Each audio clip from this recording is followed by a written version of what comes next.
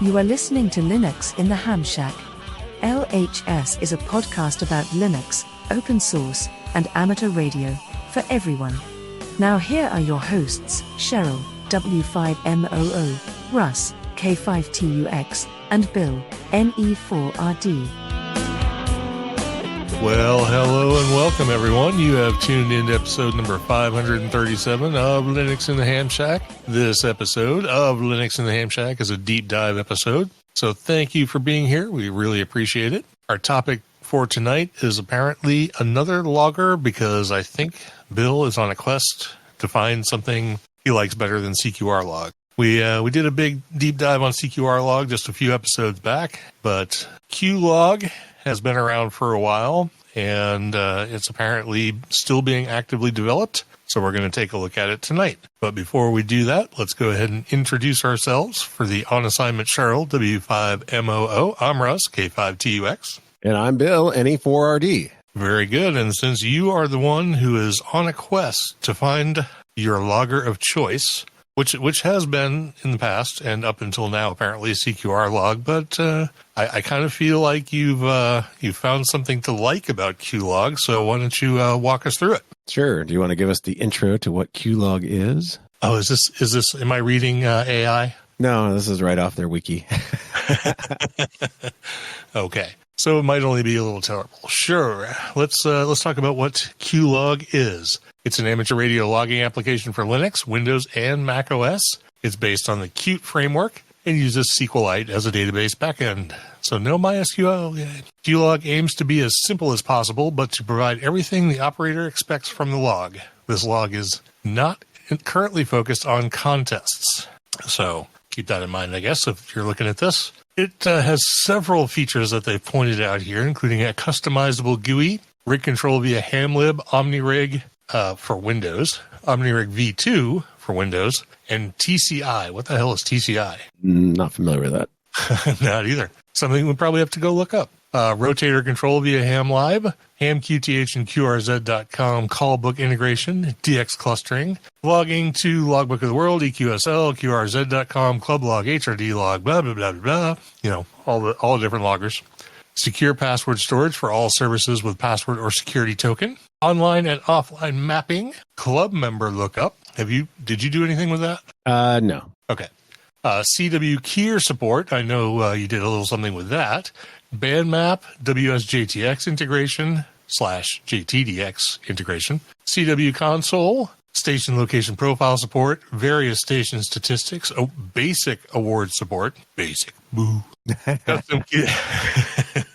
Custom QSO filters, and for some reason they put in here no ads, no user tracking, no hidden telemetry, simply free and open source. I'm going through my brain trying to figure out which of the open source logging programs aren't all of those, but okay. And it reiterates here that it has a SQLite backend. So no messing around with MariaDB on this one. Woo-hoo! Yeah, because, you have a love-hate relationship with CQRlog in that respect. But I know you've been using this for about a week or so. I've been, twiddling some knobs on it as well, although I will admit that I'm sort of stuck in my ways using QloudLog. But it doesn't mean I won't explore something else. But since you've been diving into it pretty heavy, I guess I'll let you sort of walk us through the installation process, the setup process, and how you like it. Sure, yeah. So this logger I did look at a long time ago when it was under its original GitHub repo, which has since been forked. The old repo looks like it stopped being updated about 4 years ago, and I kind of just put it in the ignore list for that time. And then I was like, let me go back and look at it and see if anybody's worked on it. Well, sure enough, if you search for it now and it goes to the new version, or the forked QLog here under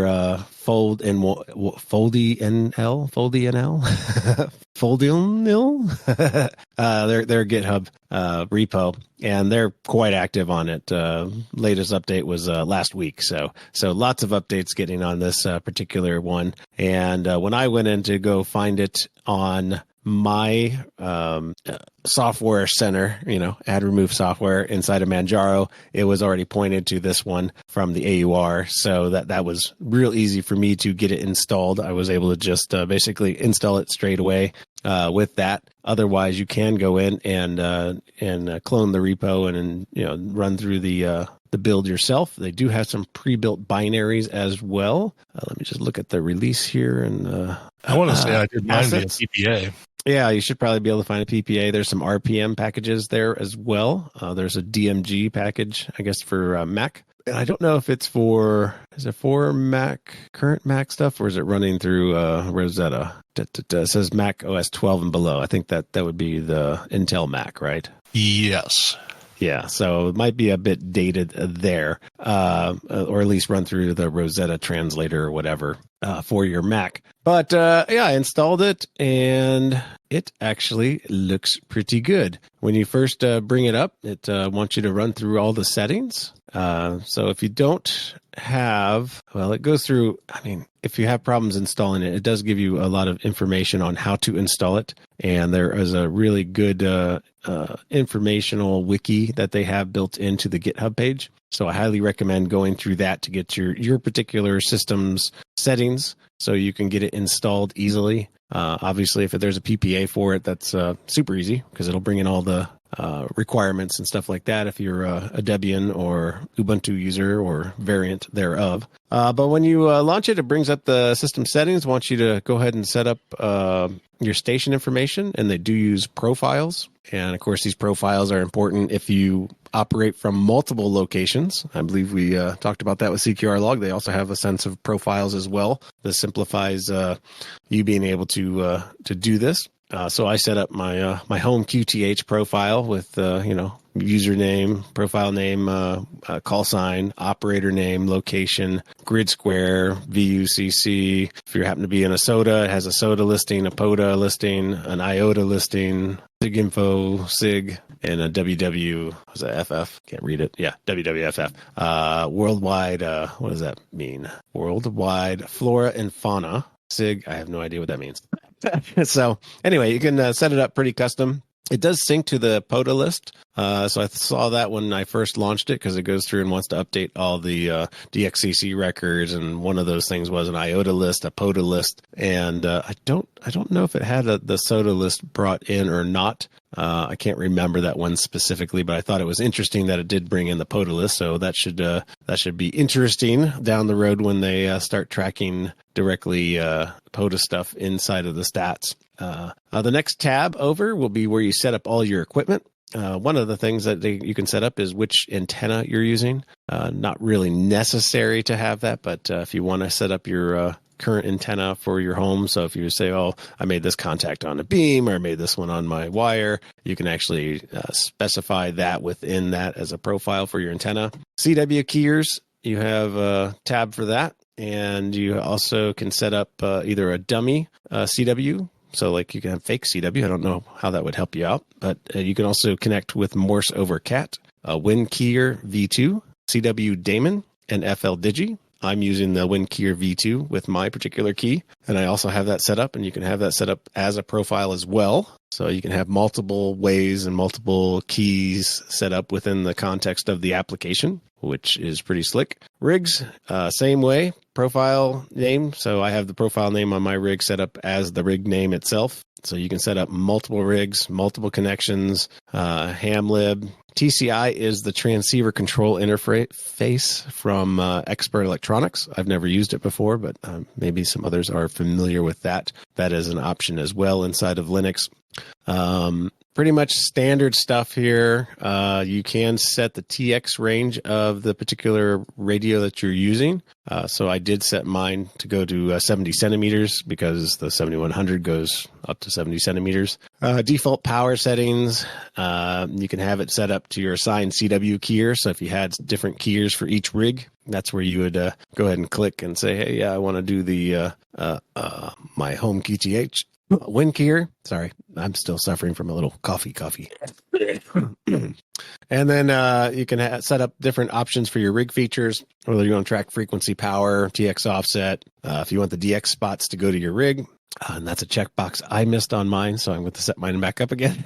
I was just noticing that the DX things weren't setting my rig stat.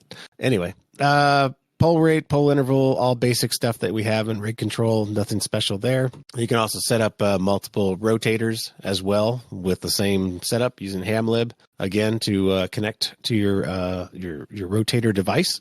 That'll connect via serial or network, depending upon if you're using rod control D or whatever that is, versus just connecting directly. And there's also user buttons profiles. I'm not sure what that particular is for. I think maybe that's for setting up which buttons you want to map to which directions and stuff like that on your keyboard. So I haven't set any of that stuff because I don't have a rotator on my vertical. Be kind of useless.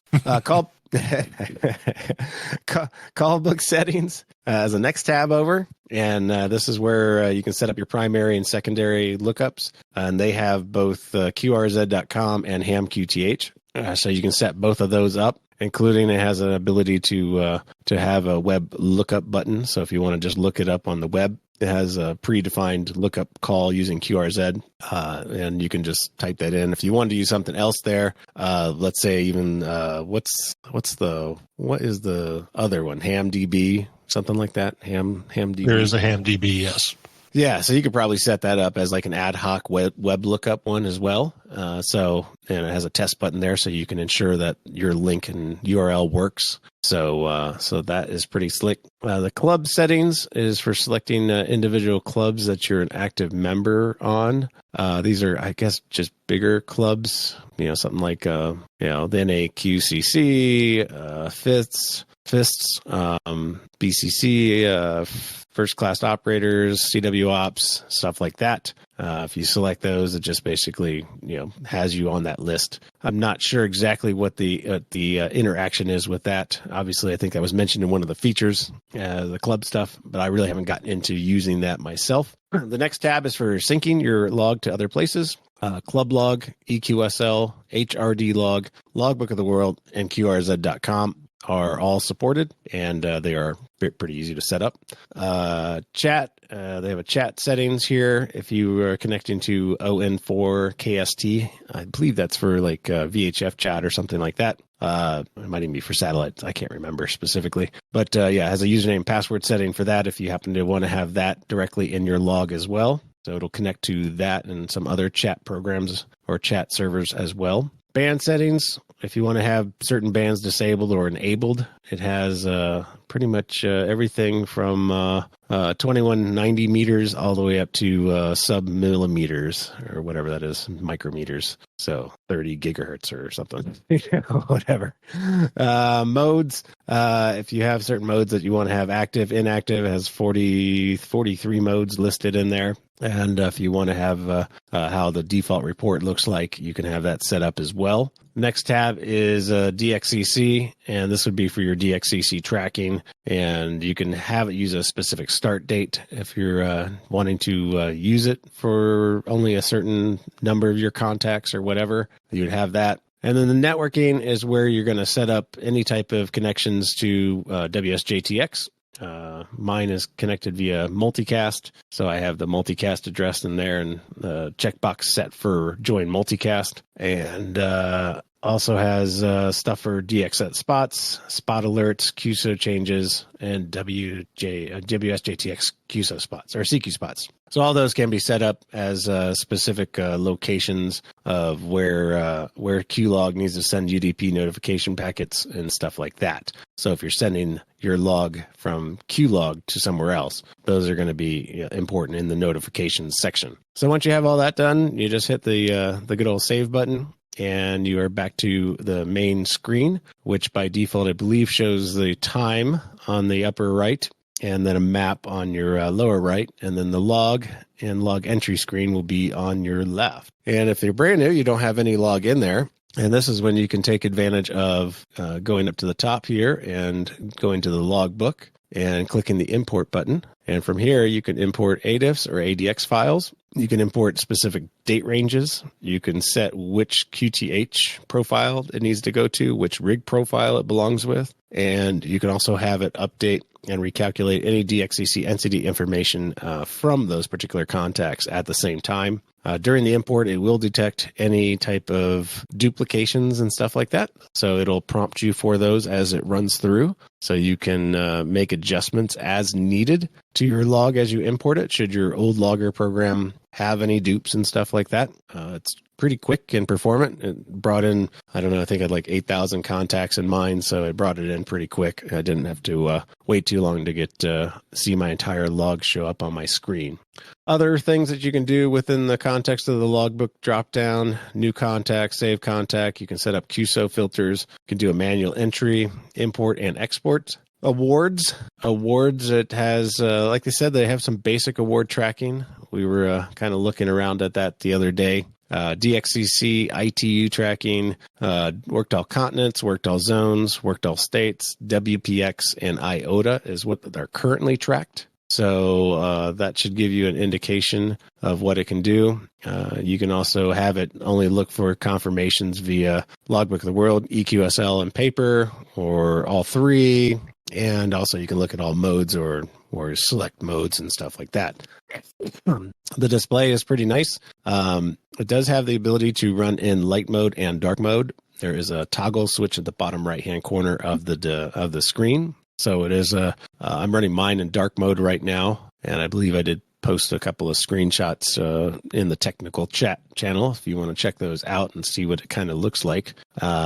But the awards program is basic, but it's enough for most people. The service drop down gets you into specific club log, EQSL, HRD log, logbook of the world, and QRZ.com. And this is where if you want to send your log, send logs that you haven't sent yet or what have you, this is where you'll be basically be doing that. I've done the logbook of the world because I don't do the others frequently, so I don't trust uploading all of my log to them at this point. The logbook of the world just worked off the get-go. I didn't have to set up anything else, so that's really nice. It must use like an individual push, so it doesn't bring up the separate, have to sign and do all this other stuff. I believe it just uses the login and shoves the entries in one by one, much like Grid Tracker does. So it's quite simple and easy. The equipment drop down is the next one, and this is where you'll set to connect to your rig, connect to CW keyer,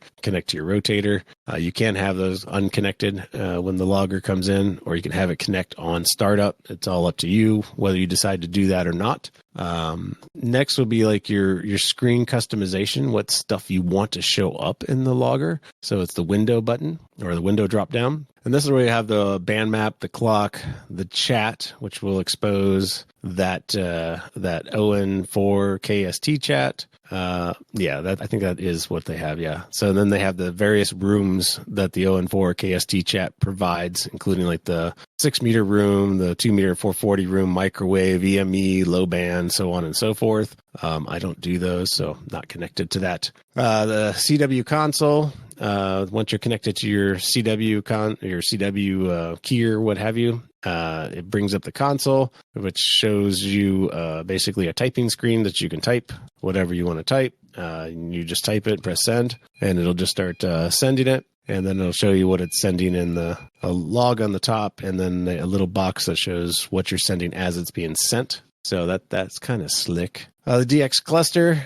pretty straightforward, connects to the cluster. If you enabled the connect the cluster to your rig, when you double click something on the cluster, it not only will bring the call sign and everything else over, it'll actually switch your rig into that mode and frequency. And as well, the online map will show you the line between the station and you. So that's pretty slick. The online map also works well with JTDX and WSJTX. As your contacts are occurring, it'll actually draw a line from your location to the person you're communicating with as well. It does have another map as an option, which is basically like a gray line map. I don't really use that. It's a little too noisy to have all those maps up. The rig basically gives you your rig if you wanted to have that as a separate item. Let's see here. What else? Rotator and WSJTX. The WSJTX is basically like a call roster of everything that's being heard from JTDX or WSJTX. Depends on whichever one you're running. And then it'll also do highlights based upon your log status on the contact as well. So if it's something you need, it'll highlight it, and you can work it that way. I don't use that in my workflow, so it'd be almost like using the callable roster as well in Grid Tracker, except for some people use that, like Russ does. Oh, were you waiting for me to comment? No, I was taking a drink. And then it has the ability to save your layout as if you have a custom arrangement or whatever on the screen, you can do that. It does provide this all in like one single window. I don't know. Can you drag this stuff out? Oh, you can drag it out too. And you can drag the windows and the sections around a little bit. Now I've hidden something and I don't know where it went. Oh no, it's gone. I lost my clock. Oh, there's my clock. Okay, good. Yeah. And you can actually put everything inside of tabs too, which is actually kind of nice. I just figured that out too. So you can have all of the little extra things as tabs in your interface, or you can break them out and have them independently. So it is quite flexible in how the screen looks. You can really customize it quite a bit. I'm still not to the point yet where I'm playing with that with any extent, except for just, looking at the map and having the WSJTX logger running. And then, of course, the clock is showing. So, because I just like looking at Zulu time the entire time I'm on my log. A couple of just, nice things. The fonts all look really nice. They're all very legible beside each call sign. If it has its little DXCC flag icon next to it, so you can kind of just at a glance see the countries and stuff like that in your log. If you go into your log itself and double click on one of your QSOs that you had, you can actually go in and look at the QSO detail of this. And it gives a really nice little display of the QSO information for a call sign. I'm just looking at PR1T here from the contest, and it brings up the log time on and off, what frequency and whatnot, but also shows them maps and where they're at, and drops a pin right on them and zooms down into their location. So that's kind of a neat little thing. And if it was related to a contest, it actually does have the contest information on there. So if I switch over to the contest tab, I can see that it says that it was part of the ARRLDX single sideband contest and what my exchange was received and when I sent. So it does sort of have contest support in the fact that it will import and digest all of those log items from your contest logger. I use not 1mm, so having to use a different logger for a contest is not something unknown to me. So I prefer having a specific logger for the contest anyway. QSL thing is on there too, in case you wanted to do a paper QSL or something like that, or track it independently of it. Mine I already sent out for Logbook of the World, and it shows that I did send it out. So if you had other statuses there, it would also show all those other statuses. And the DXEC tab on that contact would show whether I've worked that country before and what modes and stuff like that, so I can get a quick glance at my performance or activity to that area. So yeah, quite good information, and the visuals are really nice and definitely way more updated than CQR log. Obviously, with being using the Qt library, it has a lot of chops for doing UI stuff. So it's no surprise to me that it does have, like, the visuals are definitely a lot better. But I was able to get my log up and running, and as soon as I had WSJTX connected, I could see that stuff instantly. I did one contact, and the log came right in from JTDX, and so I was quite happy with it right out of the gate, because everything had just kind of worked for me. But Russ can probably talk a little bit about his experience using it, and then we can go back, and people have any questions, can definitely answer some of those as you present them. Well, my experience is I haven't really gotten too deep into it. I did play around with adding some of the, I guess you'd call them widgets for like the DX cluster and rig control and various things. The interface is pretty nice. I didn't see the thing about tabbing. That would actually be better than the way it is now, for me anyway. So I'm going to look at that for sure. I do see that. Well, I'm not sure if it's an issue with the fact that I'm running this remotely, but for some reason it's not connecting to my rig, so it's not populating all of the rig data for right now, which doesn't really make any sense, but it is what it is. But the interface looks nice. It's a lot cleaner and a little more Web 2.0 than CQR log for sure. It actually has like some color, and of course being able to switch it into dark mode is a huge plus for me. Looking at the log window of QSOs is really nice. The award tracking is well done. I like the sort of check square look. It gives you a real easy look at your DXCC and WAS and all that kind of stuff. I saw you mentioned that it had POTA in it as like part of like configuring your station for POTA, I guess. Yeah. But it doesn't. I guess it doesn't really do anything else with POTA as far as like seeing what parks and stuff are. I noticed that in some recent update, Grid Tracker actually tracks online parks, presumably using API calls to POTA.app, so you can see online parks in on your map, which is kind of cool. Overall, this is way better than CQR log. I did not get it to sync up with JTDX, which it should actually be. So what window would I have to open to see that? The one that says WSJTX. Oh, that one. Yeah. You are so smart.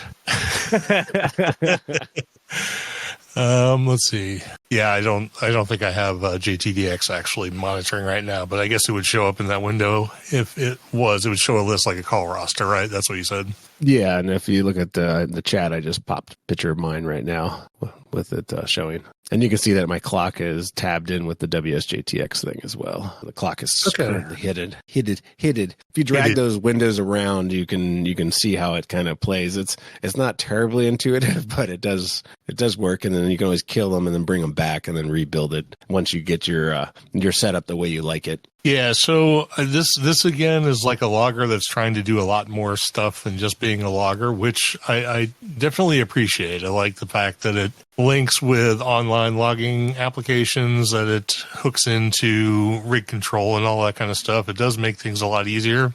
The layout is pretty good. The fact that it is modular and you can configure it sort of the way you like, I do like that. Overall, it's pretty good. It's not going to drag me away from QLog. I doubt that anything will. But if I was coming into using a self-hosted logging application like on my local machine, as opposed to something that is instantiated in a cloud instance, I could definitely see using this. I think it needs some enhancements, better award tracking maybe, some better integration with POTA, SOTA, IOTA, stuff like that. But overall, yeah, it's pretty good. And, the key fields, like your call sign, the RSTs and stuff like that are all sort of made nice and prominent. And I think as far as configuration, like startup and all of that, it's very user-friendly. So, I could definitely see using this. I have been using it sort of secondarily just to test it out, but I like it. Just because I said I hated it doesn't mean I hate it. It's definitely not QLog, right? When I say I hate a logger, it means it's not as good as QLog. That's all it means. So, it's just different. And I've already sort of established QLog as my authoritative log. So switching to something else would take some serious doing at this point. I like the flexibility of having the log in the cloud, so I can get to it from anywhere. That's the one thing that sort of sells it as a logger over everything else, or all these sort of standalone, self-hosted instances. So, but yeah, for what it is, I'd say it's the best one I've seen. Certainly better than CQR log and Xlog and all the other ones. Yeah, absolutely. And I would say visually, I think like QLog would probably come the closest, although I've had many weird issues with QLog, but I haven't used this long enough really to experience any weird issues. I used QLog in one day and ran into weird issues, but it could have been just my use case. I was trying to merge a bunch of logs that overlapped each other, so it probably surely didn't like that. But I didn't have any problems at all using this, getting it started. I found that, like I said, it was so it was pretty quick and easy to kind of get things going, and I didn't have to go look up like how to do something and stuff like that. If you have to hit the user manual or the wiki page, then you're in trouble, right? So this didn't really require any of that, and all the buttons that you kind of need are visible and present where they should be, so you're not trying to find stuff. A couple of things like interacting with, like I said, the DX cluster. It's kind of, it's kind of slick. You can, double click on a call sign on it. It will, again, bring that over for you. It'll tune the rig if you have that set up.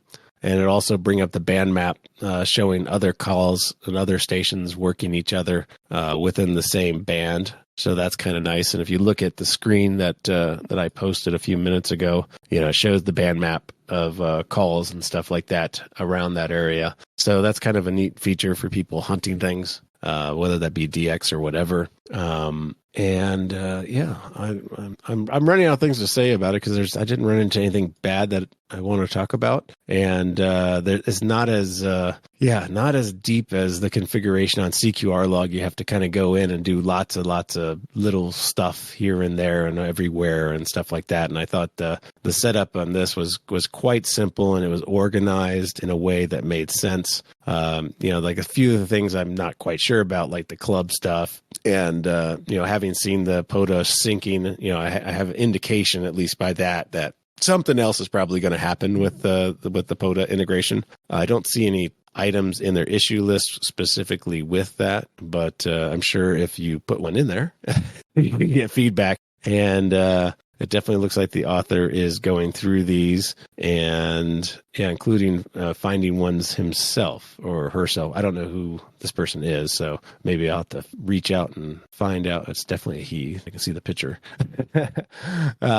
So yeah, they're also going through. It looks like they're a Windows user because they're finding at least the Windows stuff crashing, like the OmniRig V2 QLog crashes on it right now. So he's working on a bug with that. But yeah, this is all being handled and actively developed. In fact, that bug there he fixed in a special installer for it. So yeah, this is really cool to see something being actively maintained. This is definitely something if you're interested in getting involved in open source too. I mean, this is a way to start with issues and trying to help fork it, patch it, and submit a pull request to fix stuff. This would be a great activity for someone that wants to use a logger and also wants to get involved in open source. It's a GPL v3 license. So great project, and definitely is something I'm going to be using for a little while until I get drawn to the dark side for web blogging.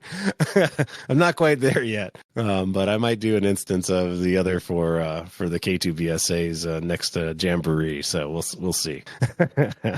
But for now, I think this is a great logging application. QLog, the amateur radio logging application for Linux, Windows, and Mac OS. So, any questions from the chat room or anything else, Russ, that you can think of that we didn't go over with this particular one? I know it's probably quicker than normal, but that's pretty straightforward. Yeah, I think that's one of the nice things about it is there isn't really a lot to discuss. It's especially nice that coming to it sort of blind, even for someone who's, pretty well versed in Linux and applications and loggers and so on and so forth. It's really easy to dive right into. Not a lot of messing around. Everything's laid out well. And I think for even a novice user, it'd be really easy to set up. All of the back end stuff, like the database configuration and all that, is hidden. You don't have to mess with it. And I total props for the dark mode thing. I didn't see the slider. You had to point it out to me. It might be nice if it was a little more prominent, or if there was also a menu toggle, just so you knew it was a sort of a thing. Because I kind of live my life in dark mode. Now that that's a thing. So yeah. And it does have a lot of, network integrations. It has your multicast. It has your UDP pushes. It has your logger integrations. And it actually looks good. I mean, it's pleasing to interact with. So it really hits all the highlights. And if I was looking for something to do as a logger, I mean, not having tried every logger in the world, it's hard to say this is the best one, but I would probably land here for sure. And I will say that when I searched for QLog on Google search, it wasn't the first hit. There's apparently something else called QLog. Oh, yeah.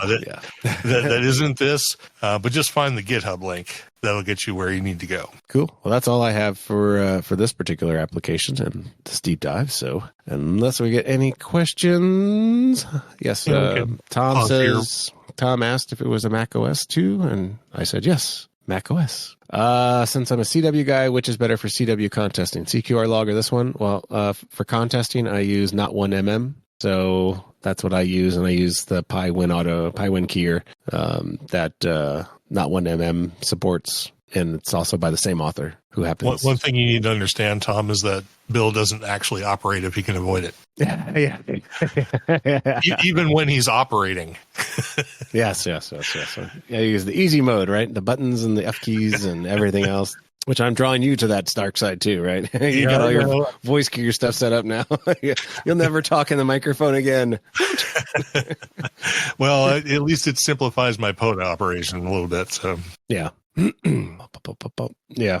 You can definitely run Not1mm on Mac because it's Python. Yeah, that's the great thing about things that are written in Python. Anywhere you can run Python, which, as far as I know, is anywhere. You can run it. Yep. Yeah. Okay. Steve's talking about his YFK log and YFK test when he does contesting. And yeah, I haven't used YFK log. I think I looked at it years and years and years ago. So maybe we'll look at that one next. We'll see. I never used YFK log for standard logging, although we did explore it on this show way back in the deep dark past. In the early days of my doing any contesting, I did use YFK test for that because it was very simple. And of course, it's a curses based logger. So didn't require a graphical interface or anything. Yeah, I'm not going there again. Curses. Oh my God. Yeah. There's still a place for curses, because if you want to run something really super lightweight that doesn't require a DE or anything like that, I mean, curses is the way to go. You run it inside a terminal. And the funny thing about like Not1mm is I think Not1mm sort of evolved from the Winter Field Day logger, which was originally curses based, and then got promoted to using a windowing framework. But the applications still kind of look like the original curses versions. Mike can yell at me if I said that wrong. Because he's here. But I was going to say, the author is here and present, so yeah. I use Not1mm. That'd be right. Yeah, it's been a solid contest logger. I have to give major props to that. It's definitely, I'm never going back. I'm not using the other N1mm thing again. the thing that's not 1mm. Yeah, that's not 1mm. Yes, exactly. Works for me, except for Riddy. Yeah, I don't know. I gotta figure that out. Got to be something that can work. All right, very good. Well, lots of good interaction here. Hope you all get a chance to at least take a look at QLog, see if it's something that would work for your workflow, your authoritative logger, perhaps. I mean, since everything's really tossed around in ADI or ADX format at this point, it's you can logger hop just like you distro hop, because all you have to do is dump the data, into it. So, and I think that's what Bill's been doing. Absolutely. I keep my log in 1, 2, 3, 4, at least 4 different places. It's in Logbook of the World, Cloud Log, EQSL, Club Log, and Grid Tracker. Yeah, so 5 different places I have my log. Definitely backed up. Yep. All right. Well, that brings us down to the end of the topic for tonight. So we'll move on to our other stuffs, which is announcements and feedback. Haven't had a lot of feedback lately, so if anybody wants to send us some, feel free. We'd love to hear from you all. We do get a lot of feedback during the show, but that doesn't really give us a lot to talk about in the feedback segment. But we do have an announcement, and that, of course, is the ham-mentioned GoFundMe, still live. Only $50 to go, and then we're done. So thanks to everybody who's donated so far. And if you have a couple of dollars kicking around in your pocket, feel free to send it our way. And Whether you do or don't, please share everywhere you can share it. We appreciate it. And with any luck, another week or two, we'll be able to shut it down, and then we'll just hang out and wait to see everybody in Ohio. Woot. Woot woot. And then we have our new subscribers, supporters, and live participants. So for this week, we have Claudio Cordelio on Facebook. On YouTube, we had Apostolos Mystikis and Larry, KC3ROS.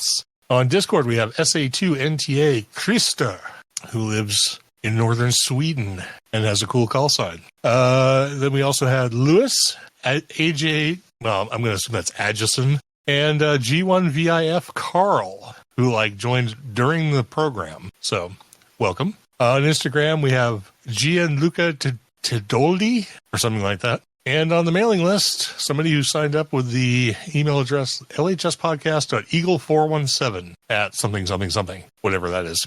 So apparently that's a one-off mailbox, I'm guessing. And if the 417 is an area code, they're apparently local. And then in the live chat, we had quite a lively group tonight. We had Tony, K4XSS, Jill, K1TTZ, Joel, KC0YEW, Mike, K6GTE, Ted, WA0EIR, Tom, N4HAI, Hal 9000, Steve KJ5T, Adam K3CAN, Winston KD2WLL, and Darren VK6EK. And Joel says he just completed our fundraiser. So it's over, folks. Go back about your business. Thanks, man. I really appreciate it. Anyway, yeah, that brings us down to the end of the show. This has been our episode, a deep dive into QLog. We really appreciate you being here. Thanks to everybody who donated to the Hamvention Fund.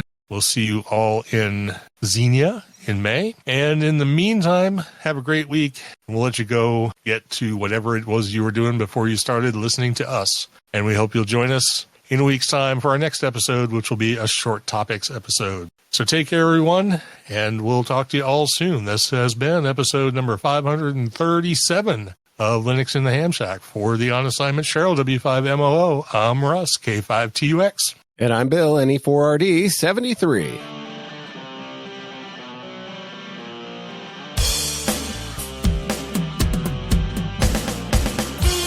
Thank you for listening to this episode of Linux in the Ham Shack. LHS is a community-sponsored podcast. Live recordings are Sunday nights at 8 o'clock Central Time. Our homepage can be found at lhspodcast.info. You can support the podcast via Patreon at patreon.com/LHS Podcast. We're also on Discord, Facebook, Instagram, YouTube, and Mastodon. Contact us via email at info@lhspodcast.info or via voicemail at 190954777469. That's 1909 LHS Show. We also have merch. So until next we meet, remember to always heed your hedonism.